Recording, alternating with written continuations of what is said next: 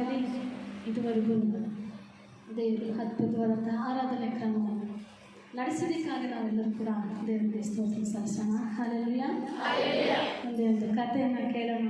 ಕಥೆ ಅಂದರೆ ಎಲ್ರಿಗೂ ಇಷ್ಟ ಅಲ್ವಾ? ಇಷ್ಟನಲ್ವಾ? ಯಾಕಂದ್ರೆ ಅರ್ಥನೇ ಇದೆ, ಎಲ್ಲರೂ ಅರ್ಥನೇ ಇದ್ದೀರಲ್ವಾ? ಅಳಬಾರ್ದು. ನಮ್ಮ ಕಣ್ಣೀರನ್ನು ಒರೆಸಿದಂಥ ದೇವರು ಯೇಸು ಕ್ರಿಸ್ತನಾಗಿದ್ದಾನೆ. ನಾವು ಬಾಧೆ ಪಡುವಾಗೆಲ್ಲ ಆತನು ಕೂಡ ಬಾಧೆ ಪಟ್ಟಿದ್ದಾನೆ. ನಾವು ಅಳುವಾಗಲೂ ಕೂಡ ಆತನು ನಮಗೋಸ್ಕರ ಹತ್ತಿದ್ದಾನೆ. ಹಲ್ಲೆಲೂಯಾ. ಯಾಕೆಂದರೆ ಒಂದು ಸಮಯದಲ್ಲಿ ಒಬ್ಬ ರಾಜು, ಆ ರಾಜನು ತನ್ನ ಪರಿದಾವರನ್ನು ಕರೆದು, ತನ್ನ ಅಲ್ಲಿರ್ತಕ್ಕಂಥ ಕೆಲಸದವರನ್ನು ಕರೆದು, ನೀವೊಂದು ಕೆಲಸ ಮಾಡಬೇಕು. ಏನು ಸ್ವಾಮಿ ಅಂತ ಎಲ್ಲರೂ ಸಿದ್ಧವಾಗ್ತಾರೆ. ಹಾಗಾದರೆ ನೀವು ಕಲ್ಲು ಕತ್ತುತ್ತಾರಲ್ವ, ಆ ಕಲ್ಲು ಕತ್ತುವಂಥ ಒಬ್ಬರು ಕರೆದು, ನನ್ನ ರೂಪ ಹೇಗಿದೆಯೋ ಆ ರೀತಿಯಾಗಿ ನೀವು ಚಿತ್ರ ಮಾಡಬೇಕು, ಅದನ್ನು ಕೆತ್ತಿ ಒಂದು ಪ್ರತಿಮೆ ಮಾಡಿ ನಿಲ್ಲಿಸಬೇಕೆಂಬುದಾಗಿ ಹೇಳ್ತಾರೆ. ಆಯಿತು ರಾಜ, ನೀನು ಹೇಳಿದ ಹಾಗೆ ನಾನು ನಿಮ್ಮ ರೂಪದ ಪ್ರಕಾರ, ರಾಜನ ರೂಪದ ಪ್ರಕಾರ ಒಂದು ಶಿಲ್ಪಿಯನ್ನು ಮಾಡಿ ನಾವು ನಿಲ್ಲಿಸ್ತೀವಿ. ಯಾಕೆಂದರೆ ನಿಲ್ಲಿಸ್ತೀವಿ ಅಂತ ಹೇಳಿ ಒಬ್ಬ ಕಲ್ಲು ಹೊಡೆಯುವಂಥ, ಯಾಕಂದರೆ ಚಿತ್ರ ಬಿಡಿಸ್ತಾರಲ್ವ, ಒಬ್ಬ ವ್ಯಕ್ತಿಯನ್ನು ಕರೆದು ರಾಜನು ಯಾವ ರೀತಿಯಾಗಿದ್ದಾನೋ ಆ ರೀತಿಯಾಗಿ ನೀವು ಚಿತ್ರವನ್ನು ಬಿಡಿಸ್ರಿ ಎಂಬುದಾಗಿ ಅವರಿಗೆ ಒಪ್ಪಂದ ಮಾಡ್ತಾರೆ. ಒಪ್ಪಂದ ಮಾಡಿದಾಗ ಆ ಕಲ್ಲು ಹೊಡೆಯುವಂಥ ಶಿಲ್ಪಿಗಾರನ ಏನು ಮಾಡ್ತಾನೆ, ಒಂದು ದೊಡ್ಡದಾದಂಥ ಬಂಡೆ ಹತ್ರ ಹೋಗಿ ಅದನ್ನು ಬಿಡಿಸೋದಕ್ಕೆ ಯಾರ ಮುಖವನ್ನು ಬಿಡಿಸೋಕ್ಕೆ ಹೋಗಿದ್ದಾನೆ? ರಾಜನ ಮುಖ. ಹಲ್ಲೆಲೂಯಾ. ಒಂದು ಬಂಡೆಯನ್ನು ತೆಗೆದು ರಾಜನ ಮುಖವನ್ನು ಬಿಡಿಸೋದಕ್ಕೋಸ್ಕರ ಕೆತ್ತುತ್ತಾ ಇದ್ದಾಗ ಒಂದು ದೊಡ್ಡ ಬಂಡೆ ಅದು ಸರಿಯಾದ ರೀತಿಯಾಗಿ ಕೆತ್ತುವುದಕ್ಕೆ ಅದು ಅವಕಾಶ ಕೊಡುವುದಿಲ್ಲ. ತೆಲುಗುದಲ್ಲಿ ಹೇಳ್ತಾರಲ್ಲ, ಅದು ಬಂಡ ಬಿರುಕಿಡಿಸಿದ್ರೆ ಅದಕ್ಕೆ ಕೊಟ್ಟದಕ್ಕೆ ಸಾಧ್ಯ, ಅದು ಬಿರುಕು ಬಿಟ್ಟಿದೆ. ಅದೇನು ಮಾಡ್ತಾ ಇದೆ, ನನ್ನ ಕೈಯಲ್ಲಿ ಆಗ್ತಾ ಇಲ್ಲ ಅಂತ ಎಷ್ಟು ಹೊಡೆದ್ರೂ ಕೂಡ ಒಂದು ಚೂರಾಗಿ ಅದು ದೂರವಾಗಿ ಹೋಗ್ತಾ ಇರುವಾಗ ಆ ಕಲ್ಲು ಅನ್ಕೊತದೆ, ನಾನೇ ನಿಮಗೆ ಚಿತ್ರ ಬಿಡ್ಸಕ್ಕೆ ಬಿಡಬೇಕು, ನನಗೆ ನೋವಾಗ್ತಾ ಇದೆ, ನನಗೆ ಕಷ್ಟ ಆಗ್ತಾ ಇದೆ, ನನಗೆ ಬಾಧೆ ಆಗ್ತಾ ಇದೆ. ಒಂದೊಂದು ಉಳಿಯಲ್ಲಿ ಏಟ್ ಹಾಕುವಾಗ ಅದೆಷ್ಟೋ ನೋವು ತಿಳ್ಕೊಂಡು ಅದೇನು ಮಾಡ್ತಾ ಇದೆ, ನಾನು ಇವಾಗ ಕೆತ್ತೋದಕ್ಕೆ ಬಿಡೋದಿಲ್ಲ, ರೂಪವನ್ನು ಬಿಡಿಸೋದಕ್ಕೆ ಬಿಡೋದಿಲ್ಲ ಅಂತ ಹೇಳಿ ಆ ಕಲ್ಲು ಏನಾಗ್ತದೆ ಅಂದರೆ ಒಂದು 2 ಭಾಗ ಆಗ್ಬಿಡ್ತದೆ. ಹಲ್ಲೆಲೂಯಾ. 2 ಭಾಗವಾದಾಗ ಅದು ಬರೋದಿಲ್ಲ, ಅದಕ್ಕೆ ಇದಾಗೋದಿಲ್ಲ ಅಂತ ಆ ಶಿಲ್ಪಿಗಾರ ಏನು ಮಾಡ್ತಾನೆ, ಸೈಡ್ ಇಕ್ಕಿ ಇನ್ನೊಂದು ಕಲ್ಲನ್ನು ಹೊಡೆಯೋದಕ್ಕೆ ಪ್ರಾರಂಭ ಮಾಡ್ತಾನೆ. ಮಾಡುವಾಗ ಆ ಕಲ್ಲು ಹೊಡೆಯುವಾಗ ಅದು ಸುಂದರವಾದಂಥ ಮುಖವಾಗಿ ರೂಪವಾಗಿ ಆಗ್ತಾ ಇದೆ. ಈ ಕಲ್ಲು ಹೇಳ್ತದೆ, ನೀನು ಯಾಕೆ ಸುಮ್ಮನೆ ಇದೆಯಾ, ನೀನು ಆ ಥರ ಬಿಟ್ಬಿಡು, ನಿನ್ನ ಕೈಗೆ, ಆ ಶಿಲ್ಪಿಗಾರನ ಕೈಗೆ ನೀನು ಹುಲಿಗೆ ನೀನು ಸಿಗಬೇಡ, ನೀನು ಒಂದೊಂದು ಚೂರು ಆಗ್ಬಿಡು, ಮುಖ ಒಂದು ಕಡೆ ಕಣ್ಣು ಒಂದು ಕಡೆ ಆಗ್ಬಿಡು, ಅವಾಗ ನಿನ್ನನ್ನು ಬಿಟ್ಬಿಡ್ತಾರೆ ಅಂತ ಹೇಳ್ಕೊಳ್ತಾರಂತೆ. ಅರ್ಥ ಆಗ್ತಾ ಇದೆಯಾ? ಹೇಳ್ಕೊಡ್ತಾರಂತೆ. ಆವಾಗ ಅದೇಳ್ತದೆ, ಪರವಾಗಿಲ್ಲ, ನನ್ನ ಶಿಲ್ಪಿಗಾರನು ನನ್ನನ್ನು ಯಾವ ರೀತಿಯಾಗಲಿ ರೂಪಿಸಿ ಚಿತ್ರಿಸಿ ನನಗೆ ಮಾಡಲಿ, ನಾನು ವಿಧಿ ತೋರಿಸ್ತೀನಿ ಅಂತ. ಬಾ, ನೀನು ಎಷ್ಟು ಹೇಳ್ಕೊಟ್ರು ಕೂಡ ನೀನೇನು ಮಾಡ್ತೀಯಾ, ಅದೇ ಥರ ಮಾಡ್ತಾ ಇದೆಯಾ ಅಂತ ಒಂದು ಮುಖ ರೂಪ ಆಯಿತು. ರೂಪ ಆದಾಗ ಸರಿ ಪರವಾಗಿಲ್ಲ, ಒಂದು ರೂಪ ಅಂದ್ರೆ ಆಯ್ತಲ್ಲ, ಇವಾಗಲಾದರೂ ಶಿಲ್ಪಿ ಕೈಗೆ ನೀನು ಬರಬೇಡ, ನೀನು ಇವಾಗಲೂ ಅಲ್ಲಿ ಬಿಟ್ಬಿಡು, ನೀನು ದೂರ ಹೋಗು ಅಂತ ಇನ್ನೊಂದು ಕೈ ಏನು ಮಾಡ್ತಾ ಇದೆ, ಹೇಳ್ಕೊಡ್ತಾ ಇರುವಾಗ ಅವಾಗ ಕೈ ಮಾಡ್ದ, ಕಾಲು ಮಾಡ್ದ, ಹೊಟ್ಟೆ ಮಾಡ್ದ, ಕಿವಿ ಮೂಗು ಎಲ್ಲ ಮಾಡಿದಾಗ ಸುಂದರವಾಗಿ ಆ ರೂಪ ಆಯಿತು, ರಾಜನ ರೂಪ. ಹಲ್ಲೆಲೂಯಾ. ಆ ರಾಜನ ರೂಪ ಆದಾಗ ಏನಾಯ್ತಂದರೆ ಅವಾಗ ಶಿಲ್ಪಿಗಾರನು ತನ್ನ ಕೊಟ್ಟಿರುವಂಥ ಕರ್ತವ್ಯವನ್ನು ಮುಗಿಸಿ ಏನು ಮಾಡ್ತಾನೆ, ಆ ದೊಡ್ಡ ಬಂಡೆಯನ್ನು, ಆ ರೂಪವನ್ನು, ಆ ಪ್ರತಿಭೆಯನ್ನು ಎತ್ತುಕೊಂಡು ಹೋಗಿ ಒಂದು ಟ್ರಾಕ್ಟ್ರಲ್ಲಿ ಇಟ್ಟುಕೊಂಡು ಆ ರಾಜನ ಸಂಸ್ಥಾನದಕ್ಕೆ ಹೋಗಿ ಅಲ್ಲಿ ನಿಲ್ಲಿಸ್ತಾನೆ. ಈ ಕಲ್ಲು ಬಿದ್ದಿರ್ತದಲ್ಲ, ಅದು ನಾನು ಬಿಟ್ಟ ಅಂತ ಖುಷಿಯಾಗಿರುವಾಗ ಏನಕ್ಕಾದರೂ ಇರಲಿ ಅಂತ ಶಿಲ್ಪಿಗಾರನ ಏನು ಮಾಡ್ತಾನೆ, ಆ ಕಲ್ಲನ್ನೇ ಎತ್ಕೊಂಡು ಆ ಟ್ರಾಕ್ಟ್ರಲ್ಲಿ ಹಾಕ್ಕೊಂಡು ಹೋದಾಗ ಆ ಊರ ಮಧ್ಯದಲ್ಲಿ ನಾವು ನೋಡ್ತೀವಲ್ಲ, ಈ ಕಡೆ ಪ್ರತಿಯೊಬ್ಬರೂ ಕಟಾವು ನಿಲ್ಲಿಸ್ತಾರೆ, ರಾಜರ ಕಟಾವು ನಿಲ್ಲಿಸ್ತಾರೆ ಇಲ್ವಾ? ಆದರೆ ಆ ಕಾಲದಲ್ಲಿ ಆ ಶಿಲ್ಪಿಯನ್ನು ನಿಲ್ಲಿಸುವಂಥ ಕಾರ್ಯಗಳು ನಡೀತಾ ಇತ್ತು. ಇವಾಗ ನಾವು ನೋಡ್ತೀವಿ ಆಂಧ್ರ ಪ್ರದೇಶದಲ್ಲಿ ಕೂಡ ದೊಡ್ಡ ವ್ಯಕ್ತಿಗಳನ್ನು ಶಿಲ್ಪಿ ಮಾಡಿ ಊರ ಮಧ್ಯದಲ್ಲಿ ನಿಲ್ಲಿಸಿರ್ತಾರೆ. ಹಾಗಾಗಿ ರಾಜನ ರೂಪವನ್ನು ಪ್ರತಿಮೆಯನ್ನು ಮಾಡಿ ಆ ಊರಿನ ಮಧ್ಯದಲ್ಲಿ ನಿಲ್ಲಿಸಿದಾಗ ಆ ಒಂದು ಕಲ್ಲು ಒಡೆದೋಗಿರ್ತಲ್ಲ, ಪೀಸ್ ಆಗಿರೋಂಥ ಕಲ್ಲನ್ನು ಎತ್ತಿ ಇದ್ರ ಕೆಳಗಡೆ ಹಾಕ್ತಾರೆ. ಯಾಕಂದರೆ ನಿಲ್ಲಿಸುವಾಗ, ಯಾಕಂದರೆ ಅದು ಸ್ವಲ್ಪ ಪೀಸ್ ಆಗಿರುವಾಗ ಸ್ವಲ್ಪ ನಿಲ್ಲಿಸೋಕ್ಕಾಗೋದಿಲ್ಲ. ಆವಾಗ ಏನು ಮಾಡ್ತಾರೆ, ಇದ್ರ ಕೆಳಗಡೆ ಹಾಕಿ ನಿಲ್ಲಿಸ್ತಾರೆ. ಅವಾಗ ಚೆನ್ನಾಗಾಯಿತು, ಸಂತೋಷ ಪಡ್ತಾನೆ. ರಾಜನ ಮುಖಂಡರೆಲ್ಲರೂ ಕೂಡ ಬಂದು ನೋಡುವಾಗ ರಾಜ ಹೆಂಗಿದ್ದಾನೆ ಆ ರೀತಿಯಾಗಿ ಇದ್ದಾನೆ, ಒಬ್ಬ ಎಷ್ಟು ಸುಂದರವಾಗಿ ನಿರ್ಮಿಸಿದಾನಲ್ವ, ಎಷ್ಟು ಸುಂದರವಾಗಿ ಕೆತ್ತಿದಾನಲ್ಲ ಅಂತ ಎಲ್ಲರೂ ಬಂದು ಬಂದು ಬಂದು ಸಂತೋಷಪಟ್ಟು ಒಬ್ಬರು ಕೆನ್ನೆ ಹಿಡ್ಕೊಂಡು ಮುತ್ತಿಡೋರು, ಗಡ್ಡ ಇಟ್ಕೊಂಡು ಮುತ್ತಿಡೋರು ಮತ್ತು ನಮಸ್ಕಾರ ಮಾಡೋರು ಎಲ್ಲರೂ ಕೂಡ ಮಾಡ್ತಾ ಇರುವಾಗ ಕೆಳಗಡೆ ಕಲ್ಲಾಗಿದೆಲ್ಲ ಎಲ್ಲರೂ ಬಂದು ಮುತ್ತಿಡುವಾಗ ನೋಡುವಾಗ ಈ ಕೆಳಗಡೆ ಯಾವಿದೆ, ವಿಧೇಯತೆಗೆ ಬರೆದಿರುವಂಥ ಕಲ್ಲು ಕೆಳಗಡೆ ಇದೆ. ಅದ್ರ ಮೇಲೆ ತುಳಿತದೆ, ನಾನು ತುಳಿಬೇಡ್ರು ಅಂತ ಅದೇ ಹೇಳ್ತಾ ಇದ್ದೆ. ಆದರೆ ನೋಡಿ ಎಷ್ಟು ಹಿಂಸೆ ಆದರೂ ಕಷ್ಟ, ಅದರ ರೂಪವನ್ನು ಚಿತ್ರಿಸೋದಕ್ಕೋಸ್ಕರ ಆ ಒಂದು ಕಲ್ಲು ಎಷ್ಟು ವಿಧೇಯತೆ ತೋರಿಸಿದ್ರು. ಅವಾಗೆಲ್ಲರೂ ಕೂಡ ಸಂತೋಷ ಪಡ್ತಾರೆ. ರಾಜನು ಬಂದು ಸಂತೋಷ ಪಡ್ತಾನೆ, ಪಟ್ಟು ನನ್ನ ರೂಪವಾಗೇ ಇದೆ ಅಲ್ವಾ ಅಂತ ಸಂತೋಷ ಪಟ್ಟು ಅದಕ್ಕೆ ಹೂನ ಹಾಕಿ ಎಲ್ಲರ ಮುಂದೆ ನನ್ನ ಪ್ರತಿಮೆ ಇದು ಅಂತ ತೋರಿಸುವಂಥ ಪರಿಸ್ಥಿತಿಗೆ ಬರ್ತದೆ ಪ್ರೇರೆ. ಹಲ್ಲೆಲೂಯ. ದೇವರು ನಿಮ್ಮನ್ನು ಕೂಡ, ನಿಮಗೆ ಕಷ್ಟಗಳು ಬರ್ಬೋದು, ಕಣ್ಣೀರು ಬರ್ಬೋದು, ವ್ಯಾಧಿಗಳು ಬರ್ಬೋದು, ಶ್ರಮೆಗಳು ಬರ್ಬೋದು, ಎಷ್ಟೇ ತೊಂದರೆಗಳು ಬಂದರೂ ಕೂಡ ನೀವು ದೇವರನ್ನು ಪ್ರಶ್ನೆ ಮಾಡಬಾರ್ದು. ಮಾಡಿದ್ರೆ ನಂಬಿಕೆಯನ್ನು ನಾವು ನಡೆಯೋದಕ್ಕೆ ಸಾಧ್ಯವಿಲ್ಲ. ಯಾಕೆಂದರೆ ದೇವರು ನಮಗೆ ಚಿತ್ರಿಸ್ತಾ ಇದ್ದಾನೆ. ಒಬ್ಬ ಕುಂಬಾರನ ಕೈಯಲ್ಲಿ ಮಡಿಕೆ ಯಾವ ರೀತಿಯಾಗಿ ಚಿತ್ರಿಸ್ತಾ ಇದ್ದಾನೋ ಆ ರೀತಿಯಾಗಿ ನಿಮ್ಮನ್ನು ಚಿತ್ರಿಸುವಂಥ ದೇವರಾಗಿದ್ದಾರೆ. ಹಲ್ಲೆಲೂಯ. ನಾವು ಮಣ್ಣು, ಜೇಡಿ ಮಣ್ಣು, ನಾವು ದೇವರ ಕೈಯಲ್ಲಿ ನಾವು ಸುಂದರವಾಗಿ ಆಗಬೇಕು. ಯೇಸು ಸ್ವಾಮಿ ನಂಬಿದ್ರೆ ದೊಡ್ಡ ದೊಡ್ಡ ಅದ್ಭುತ ಕಾರ್ಯಗಳು, ಸೂಚಕ ಕಾರ್ಯಗಳು ಮತ್ತು ರೋಗಗಳು ಬಿಟ್ಟು ಹೋಗ್ತದೆ, ಭಯಂಕರವಾದಂಥ ಸಾಲಗಳು ಹೋಗ್ತದೆ, ಭಯಂಕರವಾದಂಥ ಪರಿಸ್ಥಿತಿಗಳು ಎಲ್ಲ ಎದುರಿಸ್ಕೊಳ್ಬೋದಂತ ಎಲ್ಲರೂ ಅನೇಕ ಉಪದೇಶಗಳು ಮಾಡ್ತಾರೆ. ಆದರೆ ದೇವರು ಹೇಳ್ತಾನೆ, ತನ್ನನ್ನು ತಾನು ನಿರಾಕರಿಸಿಕೊಂಡು ತನ್ನ ಶಿಲುಬೆಯನ್ನು ಹೊತ್ತುಕೊಂಡು ಬರುವನೇ ನನಗೆ ಯೋಗ್ಯನು. ಹಲ್ಲೆಲೂಯ. ಹಲ್ಲೆಲೂಯ. ಈ ಲೋಕದಲ್ಲಿ ಏನು ಬೇಡ, ನೀನು ಮಾತ್ರ ನನಗೆ ಬೇಕು ಸ್ವಾಮಿ ಅಂತ ಬರುವವರೇ ದೇವರಿಗೆ ವಿಶೇಷವಾದಂಥ ಯಾಜಕರಾಗ್ತಾರೆ ಪ್ರೇರೆ. ಯಾಕೆಂದರೆ ದೇವರು ಹೇಳ್ತಾನೆ, ಕಷ್ಟಗಳನ್ನು ಸಹಿಸಿಕೊಳ್ಳೋ ಧನ್ಯನು ಪರಿಶೋಧಿತವಾದ ಮೇಲೆ ಜೀವವೆಂಬ ಜಯಮೇಲನ್ನು ದೇವರು ಕೊಡುವಂಥ ದೇವರಾಗಿದ್ದಾನೆ. ನಮಗೆ ಈ ಲೋಕದಲ್ಲಿ ಯೇಸು ಸ್ವಾಮಿ ನಂಬಿದ ಮೇಲೆ ಎಲ್ಲ ಹೋಗುತ್ತೆ ಅನ್ಕೋಬೋದು, ತಾತ್ಕಾಲಿಕಕ್ಕೆ ಹೋಗ್ಬೋದು. ಆದರೆ ಕ್ರಿಸ್ತನ ಜೀವಿತದಲ್ಲಿ ಶ್ರಮೆಯ ಜೀವಿತ ಇದೆ. ನಮಗೆ ನಿತ್ಯ ಜೀವ ಕೊಟ್ಟಿದ್ದಾನೆ ದೇವರು. ನಮ್ಮ ಜೀವಿತದಲ್ಲಿ ಎಷ್ಟೋ ಕಾರ್ಯಗಳು, ಬಿರುದುಗಳನ್ನು ಇಟ್ಟಿದ್ದಾನೆ. ಓಡು ಮಗನೇ ಎಂಬುದಾಗಿ ಹಿಂದಿನ ವಾರದಲ್ಲಿ ನೋಡಿದ ತಿಮೋತಿಗೆ ಏನು ಮಾತಾಡ್ದ, ನೀನು ಒಳ್ಳೆಯ ನಂಬಿಕಸ್ಥನಾದಂಥ ಸೈನಿಕನಾಗಿ ನಿಲ್ಲಬೇಕು. ಹಲ್ಲೆಲೂಯ. ನೀನು ಸೇರಿಸಿಕೊಂಡಂಥ ನಂಬಿಕಸ್ಥ, ಯಾಕಂದ್ರೆ ಅಧಿಕಾರಿ ವಿಧೇಯತೆಯನ್ನು ತೋರಿಸಬೇಕೆಂಬುದಾಗಿ. ಹಲ್ಲೆಲೂಯ. ಓಟಗಾರ ರಂಗಸ್ಥಾನದಲ್ಲಿ ಓಡುವಾಗ ಏನಾಗ್ತದೆ ಅಂದರೆ, ಓಡುತ್ತಿರುವಾಗ ಬಿರುದನ್ನು ಪಡೆದುಕೊಳ್ಳುವ ನಂಬಿಕೆಯಲ್ಲಿ ಹೋಗಬೇಕಂದ್ರೆ, ವ್ಯವಸಾಯಗಾರನ್ನು ನೋಡುವಾಗ ಬಿತ್ತುತ್ತಾನೆ ಬೀಜಗಳು, ನೀವು ಮಾಡಿ ಸ್ವಾರ್ಥ ಸಾರ್ರಿ, ದೇವರಿಗೆ ಪ್ರತಿಫಲ ಕೊಡುವಂಥ ದೇವರಾಗಿದ್ದಾನೆ ಎಂಬುದಾಗಿ ನಾವು ನೋಡಿದ್ವಿ. ಅನುಕೂಲವಿರೋ ಸಮಯದಲ್ಲೂ ಅನುಕೂಲವಿಲ್ಲದ ಸಮಯದಲ್ಲಿ ಆಸಕ್ತನಾಗಿದೆ ಎಂಬುದಾಗಿ ದೇವರು ಎಷ್ಟೋ ವಿಷಯಗಳು ನಮ್ಮ ಸಂಗಡ ಮಾತನಾಡಿದ್ದಾವೆ. ಈಗ ಯಾಕೋಬನ ಬರೆದ ಪತ್ರಿಕೆ 1ನೇ ಅಧ್ಯಾಯ 2-4 ವಚನಗಳು ಓದಿಕೊಳ್ಳೋಣ. ನನ್ನ ಸಹೋದರರೇ, ನಿಮ್ಮ ನಂಬಿಕೆಗೆ ಹಾಕುವ ಪರಿಶೋಧನೆಯು ತಾಳ್ಮೆಯನ್ನು ಉಂಟು ಮಾಡುತ್ತದೆಂದು ತಿಳಿದು ನೀವು ನಾನಾ ವಿಧವಾದ ಕಷ್ಟಗಳಲ್ಲಿ ಬಿದ್ದಿರುವಾಗ ಅದನ್ನು ಕೇವಲ ಆನಂದಕರವಾದದೆಂದು ಎಣಿಸಿರಿ. ಆ ತಾಳ್ಮೆಯು ಸಿದ್ಧಿಗೆ ಬರಲಿ, ಆಗ ನೀವು ಶಿಕ್ಷಿತರು, ಸರ್ವ ಸುಗುಣ ಉಳ್ಳವರು, ಏನಕ್ಕೂ ಕಡಿಮೆ ಇಲ್ಲದವರು ಆಗಿದ್ದೀರಿ. ಹಲ್ಲೆಲೂಯ.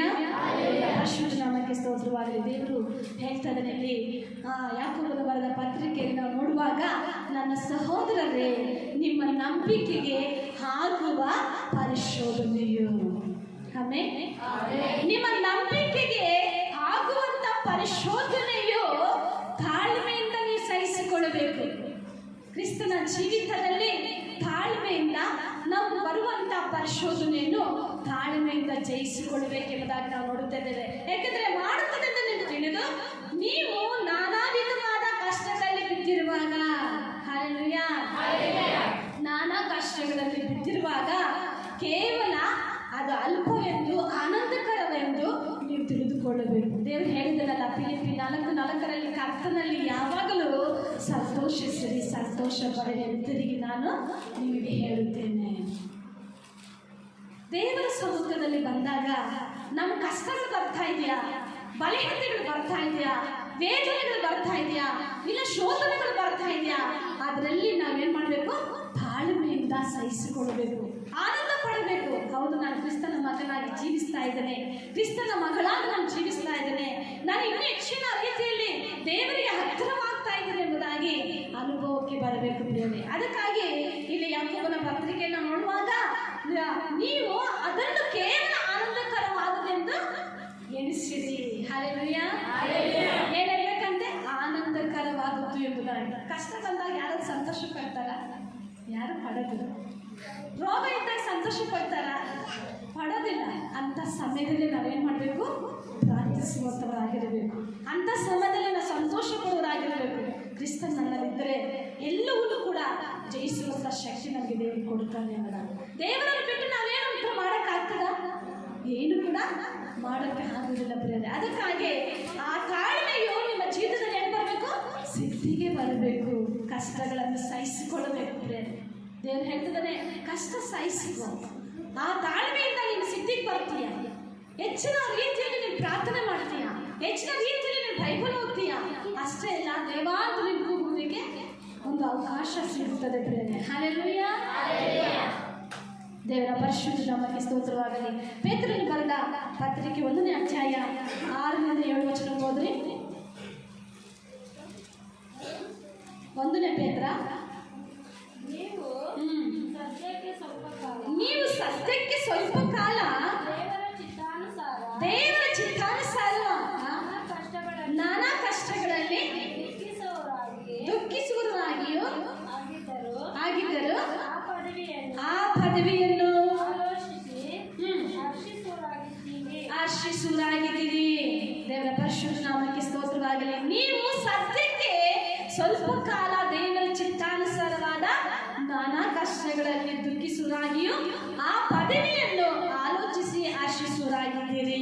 ಸ್ವಲ್ಪ ಕಾಲ ಶಿಲ್ಪಿಗಾರನ ಕೆತ್ತುವಾಗ ಇನ್ನು ಸ್ವಲ್ಪ ಆಯ್ತಮ್ಮ, ಇನ್ನು ಸ್ವಲ್ಪ ಆಯ್ತಪ್ಪ, ನೀನು ನಾನು ಕೆತ್ತಾ ಇದ್ದೇನೆ, ನಿನ್ನ ಸುಂದರವಾಗಿ ರೂಪಿಸ್ತಾ ಇದ್ದೇನೆ ಅನ್ನೋದಾಗಿ ಹೇಳಿರ್ಬೋದು ಅಲ್ವಾ?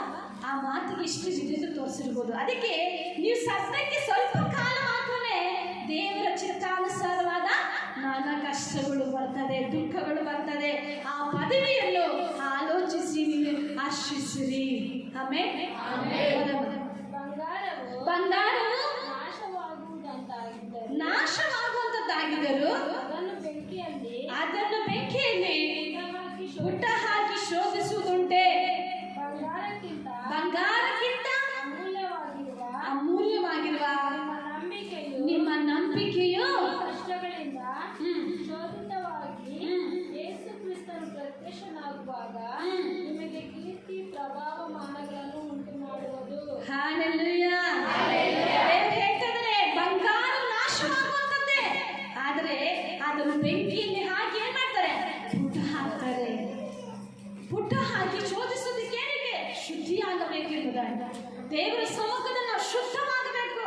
ಪರಿಶುದ್ಧನಿನ್ನೂ ಪರಿಶುದ್ಧನಾಗಲಿ, ನೀತಿವಂತನಿನ್ನೂ ನೀತಿವಂತನಾಗಲಿ ಎಂಬುದಾಗಿ ದೇವರು ಹೇಳ್ತಾನೆ.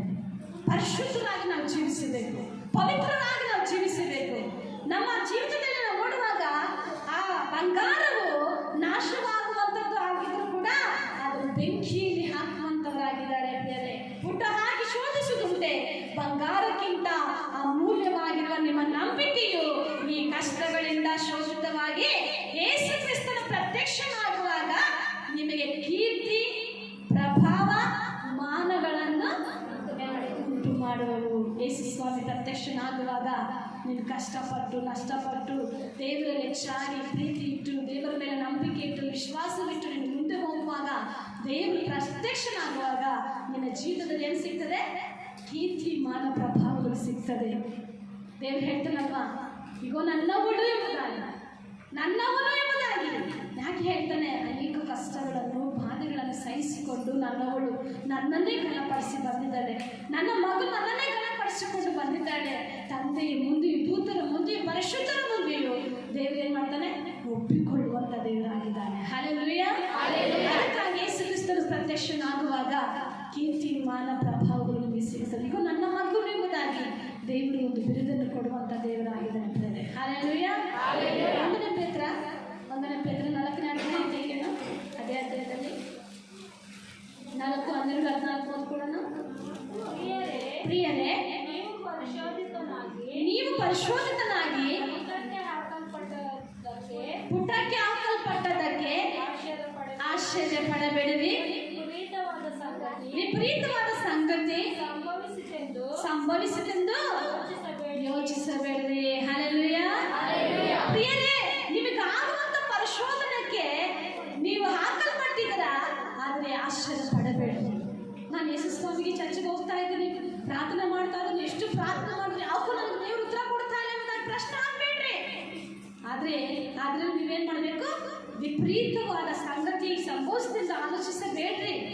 ನೀನು ಇನ್ನೂ ಹೆಚ್ಚಾಗಿ ದೇವರಿಗೆ ಹತ್ತಿರವಾಗ್ತಾ ಇದೆಯಾ, ದೇವರಿಗೆ ಪ್ರೀತಿಕರವಾಗಿ ನಡೆದುಕೊಳ್ಳುತ್ತಾ ಇದೆಯಾ ಎಂಬುದಾಗಿ ನೀವು ತಿಳ್ಕೊಳ್ಬೇಕು. ನೀನು ಆಶ್ಚರ್ಯ ಪಡಬೇಕಾಗಿಲ್ಲ. ನಂದು ದೇವರ ಮಗನಲ್ವಾ, ಯೇಸು ರಕ್ತವೇ ದಲ್ಲಿ ಜಯ ಅಂತ. ಇವಾಗ ಕೋವಿಡ್-19 ಬಂದಾಗ ಎಲ್ಲರೂ ಬಾಯಲ್ಲಿದೆ ಯೇಸುವಿನ ರಕ್ತದಲ್ಲಿ ಜಯ. ನೆನ್ನೆ ಅವರಿಗೆ ಸಾಕ್ಷಿ ನೋಡಿದ್ರು.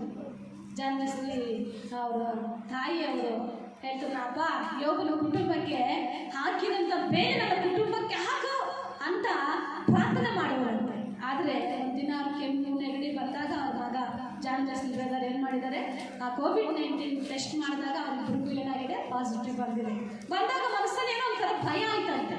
ಭಯ ಆದಾಗ, ಸ್ವಾಮಿ ನನಗೆ ಬೇನೆ ಹಾಕು, ನೀವು ರಕ್ತದ ಕೋಟೆ ಹಾಕು ಅಂತ ನಾನು ಪ್ರಾರ್ಥನೆ ಮಾಡ್ದಲ್ಲ, ಯಾಕೆ ನಮ್ಮ ಜೀವಿತದಲ್ಲಿ ಈ ಥರ ಬಂದಿದೆ ಎಂಬುದಾಗಿ ಭಯದಿಂದ ಕೇಳುವಾಗ ಒಂದೊಂದು ಪ್ರಾರ್ಥನೆಗಳು ಧೈರ್ಯವಾದಂಥ ಪ್ರಾರ್ಥನೆ ಬೇರೆ. ಆ ತಾಯಿ ಹೇಳ್ತಾರೆ, ಬೇರೆ ಈ ರೋಗ ಬಂದು ನಾನು ಸತ್ತರೆ ನನಗೆ ಇಷ್ಟ ಆಗೋದಿಲ್ಲ ಸ್ವಾಮಿ, ಈ ರೋಗದಿಂದ ನಾನು ಬಿಡುಗಡೆ ಆಗಿ ಜಯಶಾಲಿ ಆಗಬೇಕು. ಹಲ್ಲೆಲೂಯಾ. ನಮ್ಮ ನೋಡಿ ಎಲ್ಲರೂ ಈ ರೋಗ ಬಂದು ಈ ಸತ್ತೋಯ್ತು ಅಂತ ಎಲ್ಲರೂ ಅಂದ್ಕೊಳ್ತಾರೆ. ಆ ಮಾನಕ್ಕೆ ನಮ್ಮನ್ನು ಗುರಿ ಮಾಡಬೇಡ, ನಮ್ಗೆ ಜಯ ಕೊಡು ಸ್ವಾಮಿ, ಶೋಧನೆಯಿಂದ ಜಯಿಸೋದಕ್ಕೆ ಶಕ್ತಿ ಕೊಡುವಂತ ಆ ಹಾಸ್ಪಿಟ್ಲಲ್ಲಿ ಪ್ರಾರ್ಥನೆ ಮಾಡಿ ಇರುವಾಗ ಅನೇಕ ಸಿಸ್ಟರ್ಸ್ ಡಾಕ್ಟರ್ಸ್ ಕೂಡ ಬಂದಲ್ಲಿ ಪ್ರಾರ್ಥನೆ, ಯಾಕಂದರೆ ಸೇವಕರಲ್ವಾ, ಸೇವಕರ ಒಂದು ಆಶೀರ್ವಾದ ಪಡ್ಕೊಳ್ಬೇಕು ಎಂಬುದಾಗಿ ಡಾಕ್ಟರ್ಸ್ ಮತ್ತು ಸಿಸ್ಟರ್ಸ್ ಬಂದು ಪ್ರೇಯರ್ ಮಾಡಿಸ್ಕೊಳ್ತಾ ಇದ್ದಾರೆ. 10 ದಿವಸ ಆಗಿದ್ರು ಕೂಡ ಅವ್ರಿಗೆ ಮನೆಯಲ್ಲಿ ಒಂದು ಸ್ಪೆಷಲ್ ವಾರ್ಡಲ್ಲಿ ಆ ಒಂದು ರೂಮಲ್ಲಿ ಇರುವಂಥ ಅನುಭವ ಆಯ್ತಂದಿದ್ದೆ. ನಮ್ಮ ಜೀವಿತದಲ್ಲಿ ಕೂಡ ಮನುಷ್ಯರಾದ ಮೇಲೆ ದೇವರು ಹೇಳಿದನಲ್ಲ, ಈ ಲೋಕದ ಮೇಲೆ ಪರಿಶೋಧನೆ ಬರ್ತದೆ. ಭೂನಿವಾಸಗಳನ್ನು ಪರಿಶೋಧಿಸುವಂಥ ಸಮಯದಲ್ಲಿ ಏನು ಮಾಡ್ತಾರೆ ದೇವರು? ನಮ್ಮ ಹತ್ತಿರವಿದ್ದು ಕಾಪಾಡುವಂಥ ದೇವರಾಗಿದ್ದಾನೆ. ಹಲ್ಲೆಲೂಯಾ. ಪ್ರಕಟಣೆ ಗ್ರಂಥದಲ್ಲಿ ನಾವು ನೋಡಿದ್ದೇವೆ, ಭೂನಿವಾಸಗಳನ್ನು ಪರಿಶೋಧಿಸ್ತಾರೆ. ದೇವರು ನಂಬಿದಂಥ ಮಕ್ಕಳನ್ನು, ದೇವರು ನಂಬದಿರುವಂಥ ಮಕ್ಕಳಿಗೆ ಎಲ್ಲರಿಗೂ ಶೋಧನೆ ಇದೆ. ಈ ದಿನಗಳಲ್ಲಿ ನಾವೇನು ಮಾಡಬೇಕು? ಅದರಲ್ಲಿ ಜಯಿಸುವಂಥ ಶಕ್ತಿ ಸಾಮರ್ಥ್ಯನ ಪಡ್ಕೊಳ್ಬೇಕು. ಇಲ್ಲಿ ನಾವು ನೋಡ್ತಾ ಆಶ್ಚರ್ಯ ಪಡಬೇಡ್ರಿ. ನಿಮ್ಮ ಜೀವಿತದಲ್ಲಿ ಪುಟಕ್ಕೆ ಹಾಕಲ್ಪಟ್ಟದಕ್ಕೆ ಆಶ್ಚರ್ಯ ಪಡಬೇಡ್ರಿ. ವಿಪರೀತವಾದ ಸಂಗತಿ ಸಂಭವಿಸುತ್ತೆಂದು ಯೋಚಿಸಬೇಡ್ರಿ. ಓದಮ್ಮ 4ನೇ ಅಧ್ಯಾಯ 12-14. ಆದರೆ ನೀವು ಎಷ್ಟರ ಮಟ್ಟಿಗೆ ಕ್ರಿಸ್ತನ ಬಾಧೆಗಳಲ್ಲಿ ಪಾಲುಗಾರರಾಗಿದ್ದೀರೋ ಅಷ್ಟರ ಮಟ್ಟಿಗೆ ಸಂತೋಷವುಳ್ಳವರಾಗಿರಿ. ಹಲ್ಲೆಲೂಯಾ.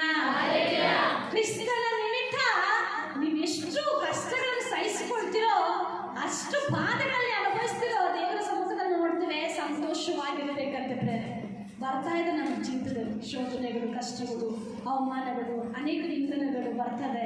ಅವೆಲ್ಲವೂ ಸಹಿಸಿಕೊಳ್ಳುವಂಥ ಕೃಪೆ ನಾವು ದೇವರ ಹತ್ರ ಹೊಂದಿಕೊಳ್ಳಬೇಕು ಪ್ರೇರಣೆ. ಅದಕ್ಕಾಗಿ ನಾವು ನೋಡ್ತೇವೆ, ಸಂಭವಿಸಿದೆಂದು ನನಗೆ ಯಾಕೆ, ನಮ್ಮ ಕುಟುಂಬಕ್ಕೆ ಯಾಕೆ ಈ ಕಷ್ಟ ಬಂದಿದೆ, ಯಾಕೆ ರೋಗಗಳು ಬಂದಿದೆ, ಯಾಕೆ ಈ ಬಾಧೆಗಳು ಬಂದಿದೆ ಅಂತ ನೀವು ಯೋಚನೆ ಮಾಡಬೇಡ್ರಿ.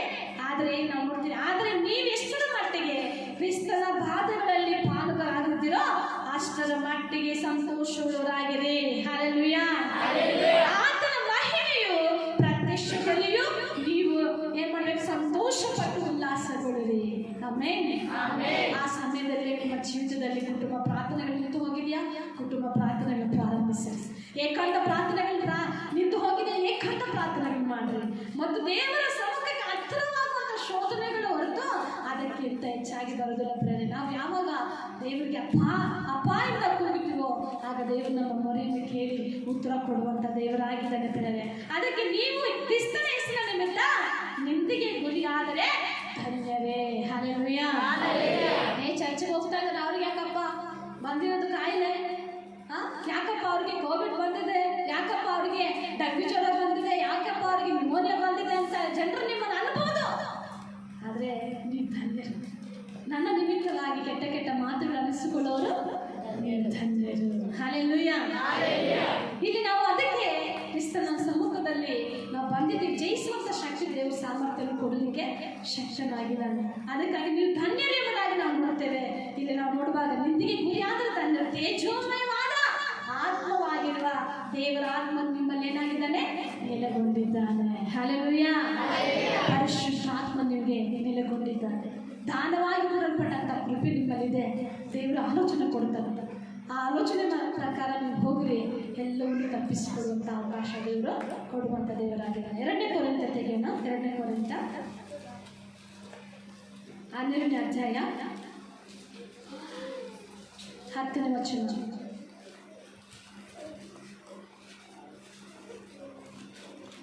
2ನೇ ಕೊರಿಂಥ 12ನೇ ಅಧ್ಯಾಯ 10ನೇ ವಚನ. ಬಹು ಸಂತೋಷವಾಗಿ ಹೆಚ್ಚಳ ಪಡೆದೆನು. ಆದ್ದರಿಂದ ಕ್ರಿಸ್ತನ ನಿಮಿತ್ತ ನಮಗೆ ನಿರ್ಮಲ ವ್ಯವಸ್ಥೆಯು, ತಿರಸ್ಕಾರವು, ಕೊರತೆಯು, ಹಿಂಸೆಯು, ಇಕ್ಕಟ್ಟು ಸಂಭವಿಸಿದಾಗ ಸಂತುಷ್ಟನಾಗಿದ್ದೇನೆ. ನಾನು ಯಾವಾಗ ನಿರ್ಮಲನಾಗಿದ್ದೇನೋ ಆವಾಗಲೇ ಬಲವುಳ್ಳವನಾಗಿದ್ದೇನೆ. ಹಲ್ಲೆಲೂಯಾ. ಪೌಲನು ಹೇಳ್ತಾನೆ, ಪೌಲನಿಗೆ ಒಂದು ರೋಗದಿಂದ ಬಾಧೆ ಕೊಡುವಾಗ 12ನೇ ಅಧ್ಯಾಯ ಮನೆಗೆ ಹೋಗ್ರಿ. ಆ ದೇಹದಲ್ಲಿ ನಾವು ನೋಡುತ್ತೇವೆ ಒಂದು ಸ್ಥೂಲ, ಇಲ್ಲಿ ನಾವು ನೋಡ್ತೇವೆ ಸ್ಥೂಲ ನನ್ನ ಏನು ಮಾಡ್ತದೆ, ಶರೀರದಲ್ಲಿ ನಾಟಿಕೊಂಡಿದೆ ಎಂಬುದಾಗಿ. ಹಲ್ಲೆಲೂಯಾ.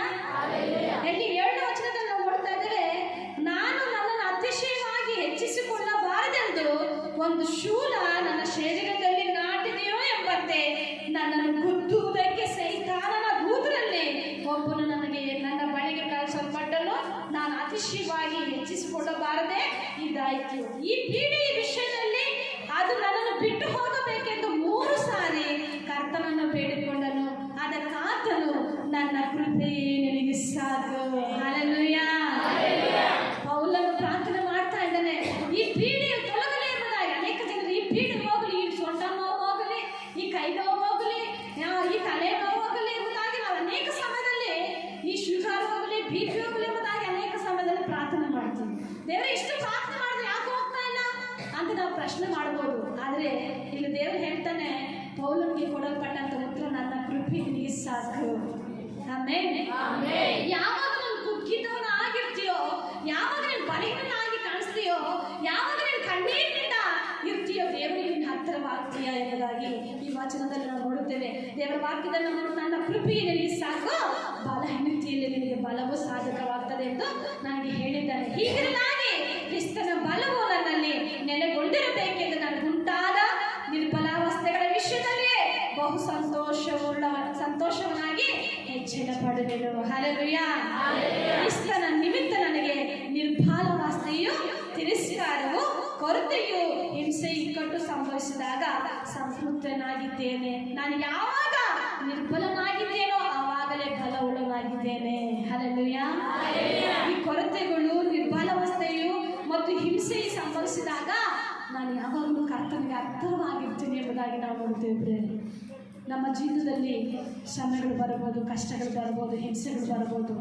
ಆದರೆ ದೇವರಿಗೆ ಹತ್ತಿರವಾಗ್ತಾ ಇದೆ ಅಂತ. ಯಾಕೆಂದರೆ ದೇವರ ವಾಕ್ಯದಲ್ಲಿ ನಾವು ನೋಡ್ತೇವೆ, ದೇವರ ಸಮ್ಮುಖದಲ್ಲಿ ಜಕರ್ಯ ತೆಗೆರಿ, ಜಕರ್ಯ 13ನೇ ಅಧ್ಯಾಯ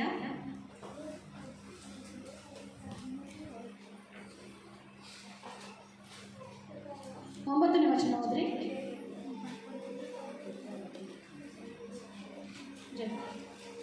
13ನೇ ಅಧ್ಯಾಯ 9ನೇ ವಚನ.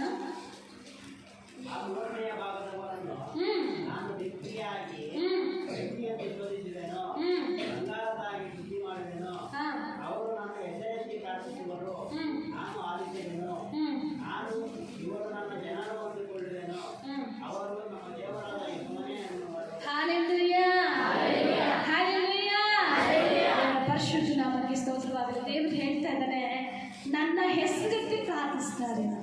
ಯಾವಾಗ ಕಷ್ಟ ಬಂದಾಗ, ಕಣ್ಣೀರು ಬಂದಾಗ, ದೇವರು ನಿಮ್ಮನ್ನು ಶೋಧಿಸುವಾಗ, ದೇವರು ನಿಮ್ಮನ್ನು ಪರಿಶೋಧನೆಗೆ ಬಂದಾಗ ದೇವರ ಹೆಸರೆತ್ತಿ, ದೇವರೇ ನನ್ನನ್ನು ಬಿಡುಗಡೆ ಮಾಡು, ದೇವರೇ ನನ್ನನ್ನು ಸ್ವಸ್ಥ ಮಾಡು, ದೇವರೇ ನನ್ನನ್ನು ಈ ಕಷ್ಟಗಳಿಂದ, ಈ ವ್ಯಾಧಿಗಳಿಂದ, ಈ ಸಾಲಗಳಿಂದ ಬಿಡುಗಡೆ ಮಾಡುವುದಾಗಿ ಯಾರ ಹೆಸರೆತ್ತೀವಿ? ಯೇಸು ಕ್ರಿಸ್ತನ ಹೆಸರನ್ನು ಗಮನ ಇಟ್ಟು ಕೇಳಿದ್ರೆ ಮಕ್ಕಳು ಎಲ್ಲರೂ ಕೂಡ, ನೀವು ಬೈಬಲ್ ತೆಗೆದಿದ್ರೂ ಕೂಡ ಕೇಳಿದೆ. ಇಲ್ಲಿ ನಾವು ನೋಡ್ತಾರೆ, ನಾವು ಪರಿಶೋಧಿಸುವಂಥ ಸಮಯದಲ್ಲಿ ಬೆಳ್ಳಿಯಂತೆ ಶೋಧಿಸುವೆನೋ, ಬಂಗಾರದ ಹಾಗೆ ಅವ್ರು ಏನ್ ಮಾಡ್ತಾರೆ, ಶುದ್ಧಿ ಮಾಡ್ತಾರಂತೆ. ದೇವರು ನಮ್ಮನ್ನು ಶುದ್ಧಿ ಮಾಡುವಂತ ದೇವರು. ಅದಕ್ಕೆ ಅವರು ನಮ್ಮನ್ನು ಏನ್ ಮಾಡ್ತಾರೆ, ನನ್ನ ಹೆಸರಿಸಿ ಪ್ರಾರ್ಥಿಸುವಂತವರಾಗಿದ್ದಾರೆ. ಹಲ್ಲೆಲೂಯಾ. ನಾನು ಆಲಿಸುವೆನು, ನಾನು ಇಲ್ಲಿ ನಾವು ನೋಡ್ತೀವಿ, ಇವರು ನನ್ನ ಜನರು ಅಂದುಕೊಳ್ಳುವೆನು. ಹಲ್ಲೆಲೂಯಾ. ಇವರು ನನ್ನ ಜನರು, ಈಗ ನನಗಾಗಿ ಪ್ರಾರ್ಥಿಸಲಿಕ್ಕೆ ಬಂದಿದ್ದಾರೆ, ಈಗ ಅವರ ಕಷ್ಟಗಳನ್ನು ಹೇಳಿಕೊಳ್ಳಕ್ಕೆ ಬಂದಿದ್ದಾರೆ. ಇವರು ನನ್ನ ಜನರು ಎಂಬುದಾಗಿ ದೇವರು ಹೇಳ್ತಾನೆ. ಎಷ್ಟು ಸುಂದರವಾದಂಥ ಮಾತು. ದೇವರು ನಮ್ಮನ್ನು ಪರಿಶೋಧಿಸುವಾಗ, ದೇವರು ನಮ್ಮನ್ನು ಟೆಸ್ಟ್ ಮಾಡುವಾಗ, ಯೋಬನ ಜೀವಿತದಲ್ಲಿ ನೋಡಿ, ಯೋಬನು ಯಥಾರ್ಥವಾಗಿ ನೀತಿವಂತನಾಗಿ ನಂಬಿಕಸ್ಥನಾಗಿ ಜೀವಿಸುವಂಥ ಸಮಯದಲ್ಲಿ ಆ ಕುಟುಂಬಕ್ಕೆ, ಯೋಬನ ಕುಟುಂಬಕ್ಕೆ ಬೇಳೆ ಹಾಕಿರುವಾಗ ಆ ಸೈತಾನ ಮನೆಗೆ ಬರಲಿಕ್ಕೆ ಸಾಧ್ಯವಿಲ್ಲ. ಆಗ ದೇವರ ಹತ್ರ ಹೋದ, ಅಪ್ಪಣೆ ತಕ್ಕೊಳ್ಳೋದಕ್ಕೆ ಹೋದ. ದೇವರೇ, ನಾ ಯಾಕೆ ಬಂದಿದ್ದೀಯಾ ಸೈತಾನ ಎಂಬುದಾಗಿ ಕೇಳುವಾಗ, ಯೋಬ ನಂಬಿಕಸ್ಥನಾಗಿದ್ದಾನೆ, ಯಥಾರ್ಥವಾಗಿದ್ದಾನೆ, ನಾನು ಪರಿಶೋಧಿಸಬೇಕೆಂಬುದಾಗಿ. ಆಗ ಅದನ್ನ ಯಥಾರ್ಥವಂತನೇ ನಂಬಿಗಸ್ತನೇ ತನ್ನ ಮಕ್ಕಳಿಗೋಸ್ಕರ ಏನಾದರೂ ಪಾಪ ಮಾಡಿರಬಹುದಾಗಿ ಉದಯ ಕಾಲದಲ್ಲಿ ರಾತ್ರಿ ಚಾಪದಲ್ಲಿ ಕೂಡ ತನ್ನ ಮಕ್ಕಳಿಗೋಸ್ಕರ ಪ್ರಾರ್ಥಿಸುವಂತ ವೀರನು ಎಂಬುದಾಗಿ. ಹಲ್ಲೆಲೂಯಾ.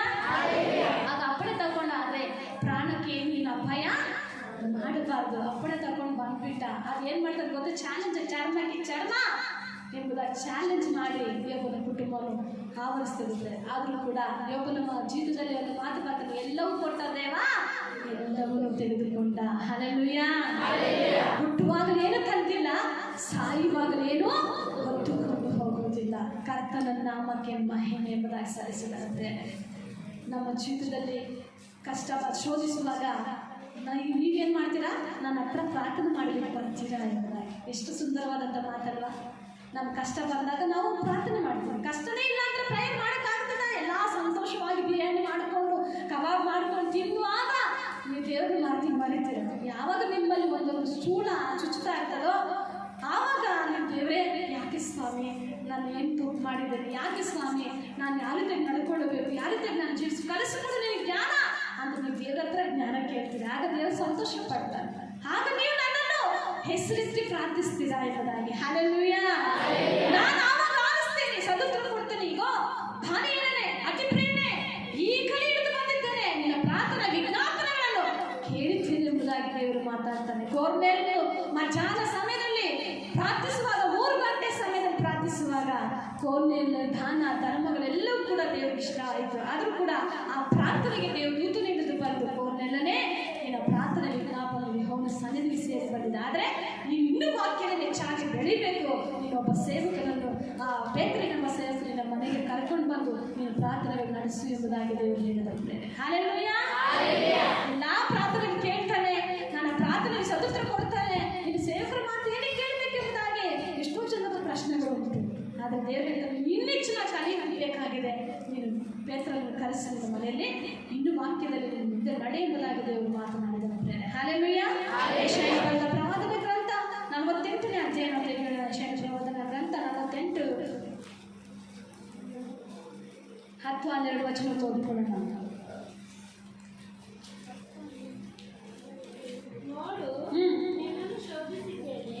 ನೋಡು, ಆದರೆ ಬೆಳ್ಳಿಯನ್ನು ಶೋಧಿಸಲಿಲ್ಲ, ಸಂಕಟವನ್ನು ಪುಸ್ತಕಕ್ಕೆ ಹಾಕಿ ನಿನ್ನನ್ನು ಪರೀಕ್ಷಿಸಿದ್ದೇನೆ. ಹಲ್ಲೆಲೂಯಾ. ದೇವರು ಏನ್ ಮಾಡಿದ್ದಾನೆ, ನಿನ್ನನ್ನು ಶೋಧಿಸಿದ್ದೇನೆ, ಬೆಳ್ಳಿಯಷ್ಟು ಶೋಧಿಸಲಿಲ್ಲ, ಸಂಕಟವೆಂಬ ಪುಟಕ್ಕೆ ಹಾಕಿ ನಿನ್ನನ್ನು ಪರೀಕ್ಷಿಸಿದ್ದೇನೆ. ದೇವರು ಏನ್ ಮಾಡ್ತಾ ಇದ್ದಾನೆ, ಸಂಕಟವೆಂಬ ಶೋಧನೆ ನಮ್ಮ ಜೀವಿತದಲ್ಲಿ ಬಂದಿದೆ. ಯಾಕೋ ಈ ಸಂಕಟ, ಯಾಕೆ ಈ ಬಾಧೆ, ನಾನು ಇಷ್ಟು ಪ್ರಾರ್ಥನೆ ಮಾಡ್ತಾ ಇದ್ದೀನಿ, ಇಷ್ಟು ಚರ್ಚೆ ಹೋಗ್ತಾ ಇದ್ದೀನಿ ಅನ್ಬೋದು ನೀವು. ಆದರೆ ದೇವರು ಹೇಳ್ತಾನೆ, ಸಂಕಟವೆಂಬ ಪುಟಕ್ಕೆ ಹಾಕಿ ನನ್ನನ್ನು ಪರಿಶೋಧಿಸಿದ್ದೇನೆ, ನನಗಾಗಿ, ನನಗೋಸ್ಕರವೇ. ಹಲ್ಲೆಲೂಯಾ. ಯಾರಿಗೋಸ್ಕರ ನನ್ನನ್ನು ಪರಿಶೋಧಿಸಿದ? ದೇವರಿಗಾಗಿ. ನೀನು ಪ್ರಭಾವ ಹೊಂದಬೇಕಾದಂತ ಇಸ್ರಾಯೇಲ್ ಎಂಬುದಾಗಿ ನಾನು ಎಷ್ಟು ಸಾರಿ ಮಾತನಾಡಿ, ಇಗೋ ನನ್ನವನು, ನನ್ನ ಆತ್ಮವನ್ನು ನಿಲ್ಲಿಸಿದ್ದೇನೆ. ನಿನ್ನನ್ನು ಶೋಧಿಸೋದಕ್ಕೆ ಯಾಕೆ ಗೊತ್ತಾ, ನೀನು ನನ್ನ ಕಡೆಗೆ ನೋಡಬೇಕು ಮತ್ತು ನನ್ನ ಹೆಸರಿಟ್ಟು ಪ್ರಾರ್ಥಿಸಬೇಕು ಮತ್ತು ನಾನು ನಿನ್ನ ಪ್ರಾರ್ಥನೆಗೆ ಆಲಿಸಬೇಕು, ಸ್ವತಂತ್ರವಾಗಿ ಹಿಡಿದು ಬರಬೇಕು ಎಂಬುದಾಗಿ ಇಲ್ಲಿ ನಿನ್ನನ್ನು ಪರೀಕ್ಷಿಸಿದ್ದೇನೆ. ಯಾರಿಗೋಸ್ಕರ ಅಂತ? ನನಗಾಗಿ. ಇಲ್ಲ ನೋಡ್ತಾ, ನನಗಾಗಿ, ನನಗೋಸ್ಕರವೇ ಇದನ್ನು ಮಾಡುವೆನು. ಹೋದ್ರೆ ಇನ್ನೊಂದ್ಸರಿ, ನನಗಾಗಿ, ನನಗೋಸ್ಕರವೇ ಇದನ್ನು ಮಾಡುವೆನು. ನನ್ನ ಹೆಸರು ನನ್ನ ಹೆಸರು ಕೆಡಬಾರದಷ್ಟೇ, ನನ್ನ ಮಹಿಮೆಯನ್ನು ಮತ್ತೊಬ್ಬನಿಗೆ ಸಲ್ಲಗೊಳಿಸೆನು. ಹಲ್ಲೆಲೂಯಾ. ನನ್ನ ಮಹಿಮೆ ಇನ್ನೊಬ್ರಿಗೆ ಹೋಗ್ಬಾರ್ದು. ಅದಕ್ಕೆ ದೇವರು ಹೇಳ್ತಾ ಇದ್ದಾರೆ, ನನ್ನ ಹೆಸರು ಕೆಡಬಾರ್ದು, ನೀ ನಾನು ಕೂಗಬೇಕು, ನಾನು ಪ್ರಾರ್ಥಿಸ್ಲಿಕ್ಕೆ ನೀನು ಬರಬೇಕು. ಪ್ರಾರ್ಥಿಸುವಾಗಲೂ ದೇವರು ಹೇಳ್ತಾರೆ, ನನಗಾಗಿ ಇದನ್ನು ಮಾಡಿದ್ದೇನೆ. ಕುಂಬಾರನ ಕೈಯಲ್ಲಿ ಪಾತ್ರೆ ಕಾಲು ಕೆಳಗಡೆ ಹಾಕಿ ತುಳಿಯುವಾಗ ಯಾಕೆ ನಾನು ತುಳಿತೆ ಅಂತ ಪ್ರಶ್ನೆ ಮಾಡೋದುಂಟಾ? ಇಲ್ಲ ಪ್ರೇರೆ, ತಂದೆ ತನ್ನ ಮಗುವನ್ನು ಪ್ರೀತಿಸಿದ ಹಾಗೆ ಪ್ರೀತಿಸಿದಂತ ದೇವರು ಯೇಸು ಕ್ರಿಸ್ತನಾಗಿದ್ದಾನೆ. ಇಲ್ಲಿ ನಾವು ನೋಡ್ತಾ ಇದ್ದೇವೆ, ನನ್ನ ಮಹಿಮೆಯು ಮತ್ತೊಬ್ಬರಿಗೆ ಸಲ್ಲಗೊಳಿಸೇನು, ನನ್ನ ಮಹಿಮೆಯು ಇನ್ನೊಬ್ಬರಿಗೆ ಸಲ್ಲಗೊಳಿಸುವುದಿಲ್ಲ. ಇಲ್ಲಿ ನಾವು ನೋಡ್ತೀರಾ 12ನೇ ವಚನ, ಯಾಕೋಬೆ ನಾನು ಕರೆದ ಇಸ್ರಾಯೇಲೇ ನನ್ನ ಕಡೆಗೆ ಕಿವಿಗೊಡು. ನಾನೇ ಆದಿ ಅಂತ್ಯವು,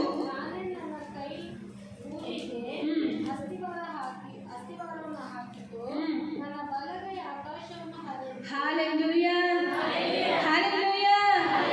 ನಾನೇ ಆದಿಯು ಅಂತ್ಯವು, ನಾನೇ ಆದಿ ಅಂತ್ಯವು, ನಾನೇ ನನ್ನ ಕೈ ಭೂಮಿ ಅಸ್ತಿವಾರ ಭೂಮಿಗೆ ಅಸ್ತಿವಾರ ಹಾಕಿತು, ನನ್ನ ಬಲಗೈ ಆಕಾಶವನ್ನು ಹರಡಿತು. ನನ್ನ ಕಡೆಗೆ ನೀನು ಏನು ಮಾಡಬೇಕು?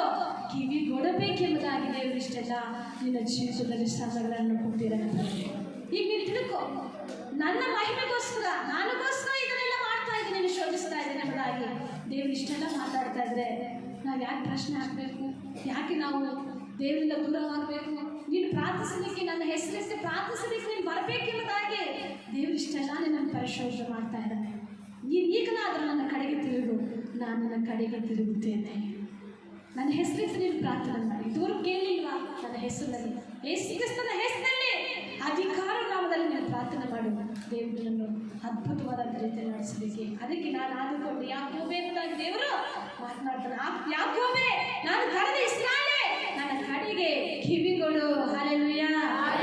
ನಾನು ಏನು ಮಾತಾಡ್ತಾನೋ ಆ ಮಾತಿಗೆ ನೀನು ಕಿವಿ ಕೊಡಬೇಕೆಂಬುದಾಗಿ ಮಾಡ್ತೇವೆ. HKL ತೆಗೆದು HKL 11ನೇ ಅಧ್ಯಾಯ, HKL 11:20ನೇ ವಚನ ಓದೋಣ.